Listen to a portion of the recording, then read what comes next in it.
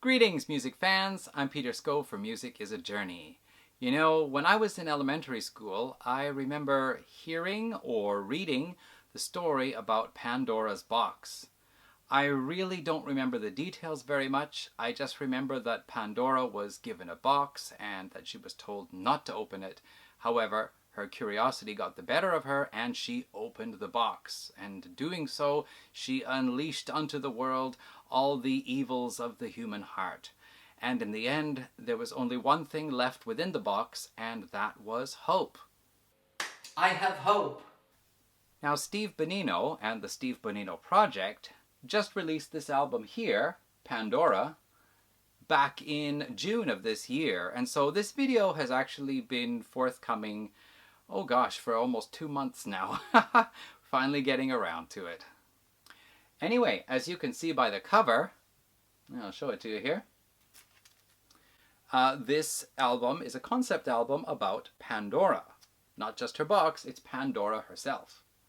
As the story goes on the album, as the Steve Bonino Project tells it, Pandora was given the box as a wedding present, with the implicit instructions not to open the box.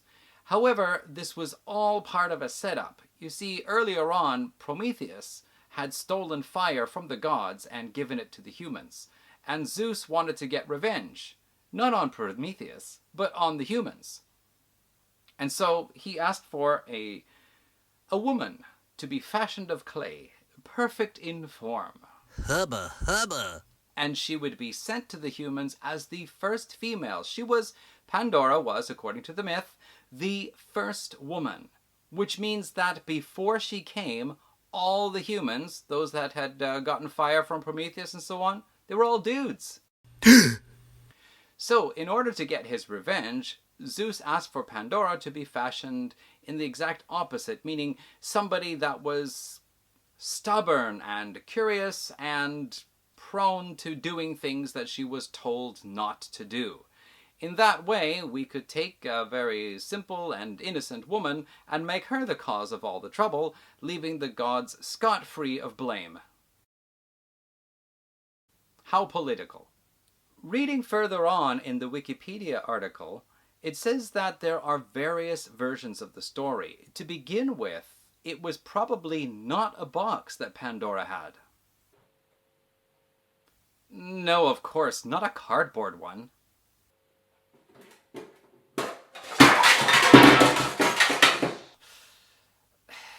And not a tin. She received a jar of clay. No, that's a teapot. How about this? Or how about this? Just joking. The box actually probably looked something like this. That is what a box would have looked like at the time. The actual Greek word for box and the Greek word for a jar of clay apparently was quite similar, and so the translation may have gone off that way there. But probably what Pandora actually received was a large container made of clay. All right, let's go with that. Now, in one version of the story, the jar of clay was actually filled only with good things. Let's see. Included in this box, Salus, Concordia, Concord, Equitus, Clementia, is that an STD? Libertas, Felicitas, is there a girl named Felicity? Pax, oh, that was a cool band from Peru. Virtus, right? Not virus? Virus? No, Virtus. It is Virtus. Laetitia. Isn't that Queen Laetitia? No, that was Queen Latifah. Oh, I don't know, I forget. Spes. Outer space. Well, that was nice. All the good things went away and only hope is left. Whose idea was that? And in another version of the story, it was actually filled with bad or evil things. Let's see what's in the box. Hatred, greed, Lust? Vengeance? Contempt? What a stupid wedding present. Who would give this to anybody? Wow! What a flash! Let's see that again in slow motion.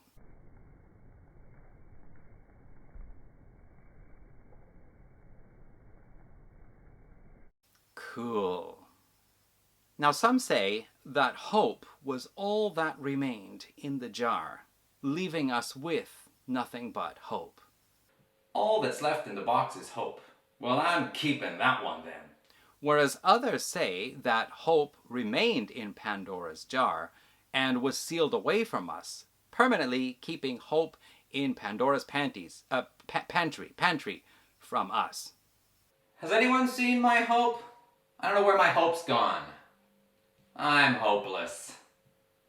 Now, it's an interesting thing because there's also the view that hope being left for human beings could also be a negative thing, with some saying that hope actually makes people lazy. It's like, I don't have to work hard for it because I have hope that it will come to me.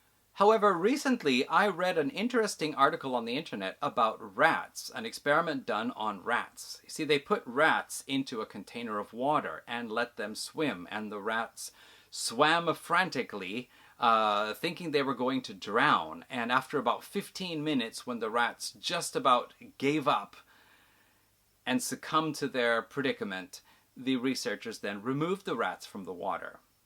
Now, this actually left a very big impression on the rats. So later on, when they were immersed in water again, the rats, of course, began frantically swimming once they felt they could no longer keep their heads above water. However, this time, they didn't just carry on until 15 minutes. They were actually able to continue swimming, as the article said anyway, for 60 hours. Okay, I find that a bit of a stretch, but let's just say that it was a long time more than 15 minutes. And the researchers concluded that because the rats were rescued the first time, the rats actually believed they would be rescued again, and so they kept on swimming. Sounds like a pretty good example of hope. So, the other side of it is that hope does not make people lazy, but that hope makes us feel we must continue, we must persevere. The Wikipedia article goes on to discuss the various stories and the various possible meanings and so forth. However, on the album here, Steve takes a different look, and he turns Pandora's Box into a kind of metaphor for the internet, where opening the internet, meaning basically giving all of us access to it, has also opened up, like Pandora's Box, releasing a whole bunch of evils onto the world. And while the internet has been great for many things, sharing ideas, people sharing information, people have been freely sharing very detailed articles about things, there is also the flip side where the internet has been used for very dastardly purposes. The idea for the album actually came about, according to the notes inside, when Nick Katona, the head of Melodic Revolution Records, put forth an idea to a lot of his artists saying, why don't we create an album based on the concept of the story of Pandora? And Steve Bonino thought, that's a great idea. And so he immediately set about writing a couple of songs and presented them to Nick. And Nick said, those are brilliant, that's exactly what we're looking for. Then Steve found he kept thinking about the idea and continued writing songs. And finally, he approached Nick and said, can I just do a Pandora album by myself? And Nick said, yes, go right ahead and do that then. And that's what we have here. Now, before we get into the actual music of the album, I want to just say, this album here is the Steve Bonino Project. Now, I've actually made 2 previous videos about Steve. One was about the Steve Bonino Project, talking about the Stargazer albums that you see back here, and another was about Steve Bonino as the solo artist, and there's an album here, here, and here about that. And I was wondering to myself, how does Steve decide what's going to be a Steve Bonino album and what's going to be a Steve Bonino Project album? And upon listening to this for the very first time, it immediately struck me. The Steve Bonino Project the music on this album and the Stargazer albums are quite similar. In fact, the fact that there is a story being told, and there is sometimes spoken narration, there's sometimes guest vocals in, and basically the music is just a little bit more intricate, a little bit more involved, a little more proggy, to put it that way. And the Steve Bonino albums are more or less straightforward songwriting. There are rock songs, there are acoustic songs. And I asked Steve about this, sent him a message, and he confirmed that. Indeed, the Steve Bonino Project is Steve Bonino's music with more of a progressive rock twist to it. Okay, so now you're probably wondering, what does the music on this album sound like? Well, very fortunately, I'm able to feature, let's pick out 3 tracks anyway, to give you a little bit of a taste of what the music is like. I've asked Steve about it, and Steve has given his blessing. So let's go ahead now and check out 3 tracks from the album here, just little snippets. Eva Prima, Pandora.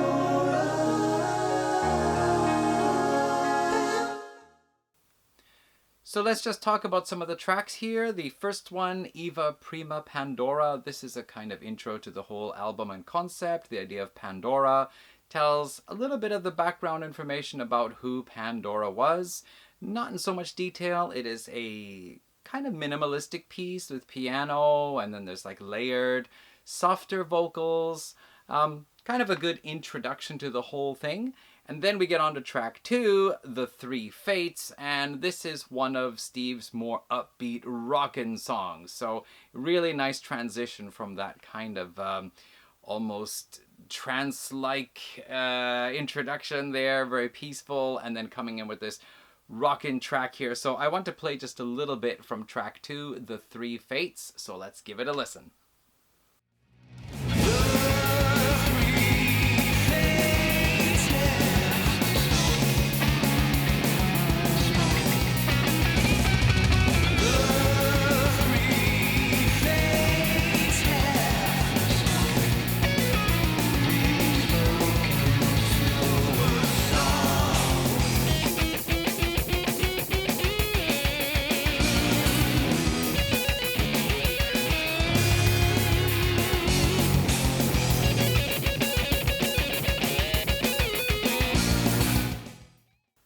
Okay, we continue with track 3, Where Did Evil Come From? This is also more of an upbeat song and has a bit more of that progressive touch.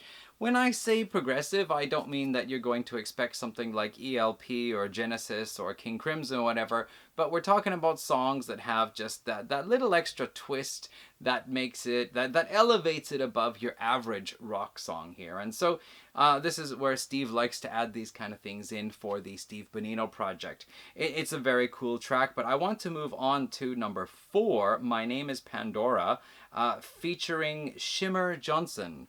A female vocalist here. She basically takes the lead here, speaking from the perspective of Pandora, talking about herself. And I really like that one, and so I guess also because of the different vocalist, it adds a different touch to the album. So I'd like to play a little bit of that one here from track 4, My Name is Pandora. So let's give that one a listen.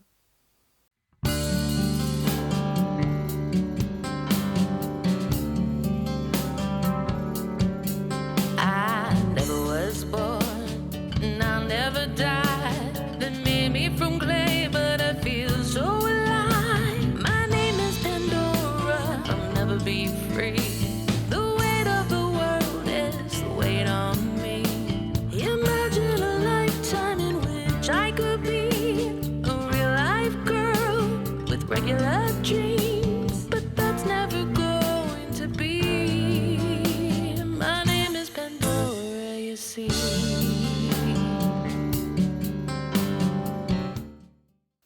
Alright, I'm not going to talk about all of the tracks in detail, but I do want to mention track 7. It is a spoken word track, a kind of narrative where Steve is telling us the background of the myth here about how Pandora was ordered to be created by Zeus, the different gods and goddesses that took part in her creation and her training, and so forth. And an interesting thing, the explanation of her name, Pandora, because usually words that start with pan have something like all-encompassing, for example, panorama or Pangea, something Pan-Pacific, whatever. Anyway, apparently Pandora means all gifts, because she was trained and given all sorts of abilities and also was given all sorts of gifts. So anyway, she is the bearer of all gifts. So that's just an interesting track to fill you in on the background. And as I said, checking the Wikipedia article, Wikipedia, is that what I said, right? The Wikipedia article, there are some different variations to the story, but I think the one that is generally told is this one here. Anyway, she's given the box and, of course, instructed not to open it, but she is fashioned in a way that makes her want to open it. So another one here, Do You Believe? This is a track which is kind of a fun Steve's idea of the Church of Pandora, where people basically have learned from the evil lesson of the story, where it's just do what you want, take what you want. Who cares what happens? You know, screw the consequences, just do whatever you want, take what you want, get what you need, you know, damn it all. And it's got a bit of that kind of gospel feel in some parts there, where it's like, you know, hallelujah and praise Pandora and so on.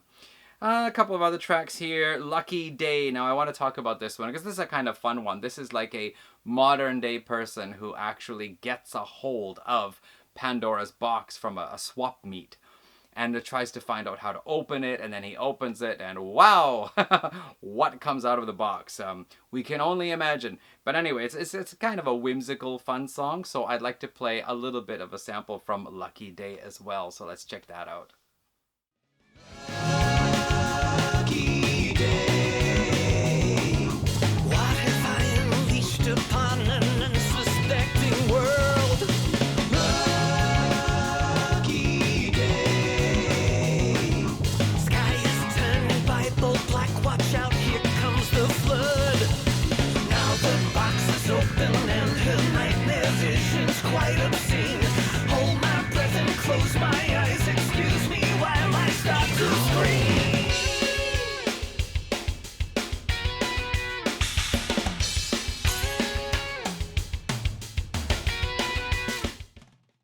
Alright, the final song of Gods and Man, that's track 11 tracks on this CD here. It is a nice way to wrap it up. It talks about like how there are gods and there are men, and one of them holds power, obviously the gods, and the other one, men, are always trying to get away with thinking that they have the power. Something like that anyway. So we've heard some samples. You know what this is about. I do recommend checking it out if it sounds like your kind of thing.